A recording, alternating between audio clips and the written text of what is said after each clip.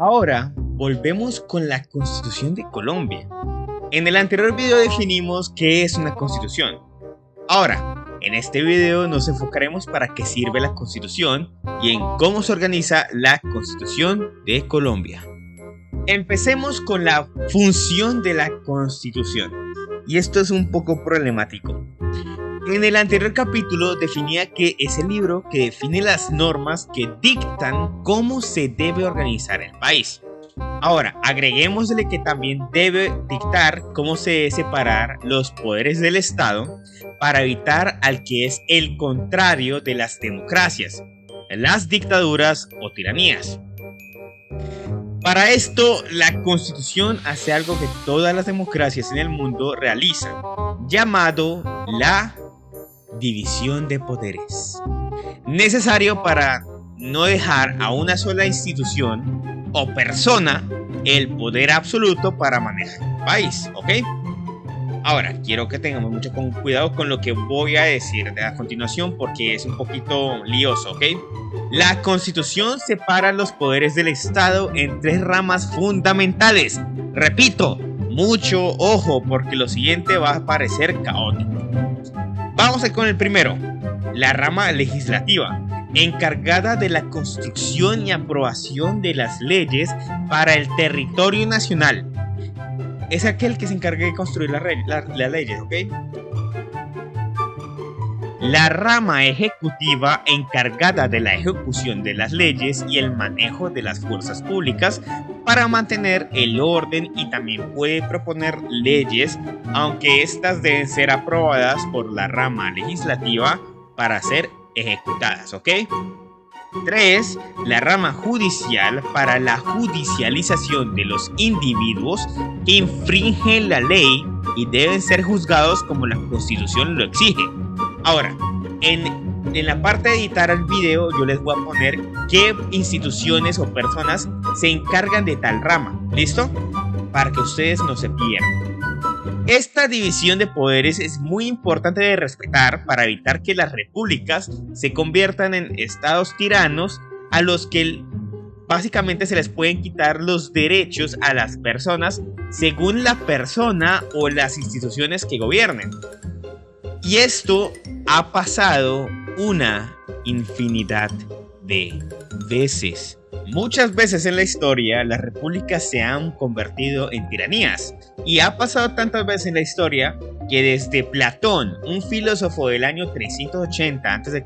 aproximadamente, hablaba de cómo las democracias siempre suelen acabar en este estado de tiranía absoluta. ¿Cómo así? El punto es evitar que haya un presidente que maneje las leyes que gobernarán, sin oposición o debate, y que puede judicializar como le convenga a las personas que él quiera. De esta manera, las democracias con las constituciones se pueden mantener. Aunque si me preguntan a mí, dependen mucho de un hilo muy fino, ¿ok? Es muy delgado, es demasiado delgado. Pero ese no es el... Bueno, ahora hagamos un pequeño recorderis. La Constitución de Colombia establece la normatividad de cómo se organiza el país, los derechos y deberes de todos los colombianos, la forma en cómo nosotros elegimos a nuestros líderes y a nuestros representantes y los mecanismos de control que el gobierno hace para poder organizar el orden en el país.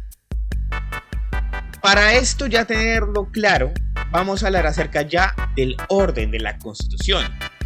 Para decirlo de una manera más técnica, la Constitución Política de Colombia de 1991 se organiza en los siguientes puntos: un preámbulo, 13 títulos y 380 artículos permanentes con 67 artículos transitorios. Estructuralmente se divide en una parte dogmática. ¿Qué significa eso? O sea, principios, derechos y deberes, y una orgánica, o sea, organización del Estado y sus poderes, estableciendo un Estado social de derecho con las 3 ramas del poder público, que lo acabo de dar ahorita, ¿listo? Entonces, la Constitución se divide en estas partes para poder dejar claro cómo va a funcionar el Estado social de derecho, que se llama la República de Colombia. Y ojo a este nombre: Colombia es un Estado social de derecho, ¿ok? Entonces, ahora vamos a hablar acerca de qué significa esto de los títulos, qué significa esto del capítulo y qué significa esto del artículo. Los títulos son como tal las partes que enuncian de qué va a ir la norma, la ley o el derecho.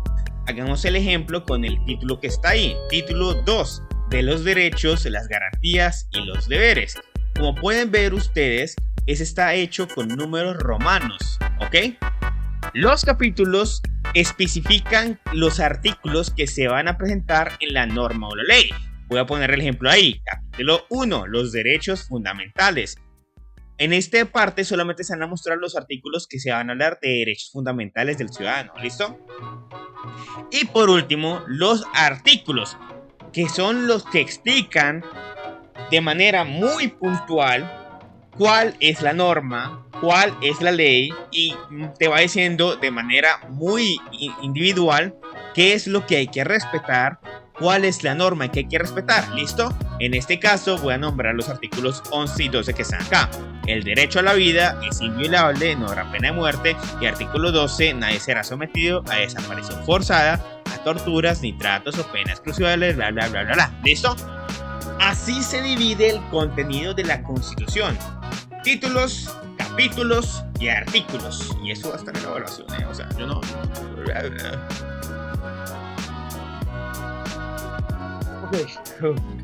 Y de esta manera yo creo que ya vamos terminando el capítulo 2 de la Constitución de Colombia.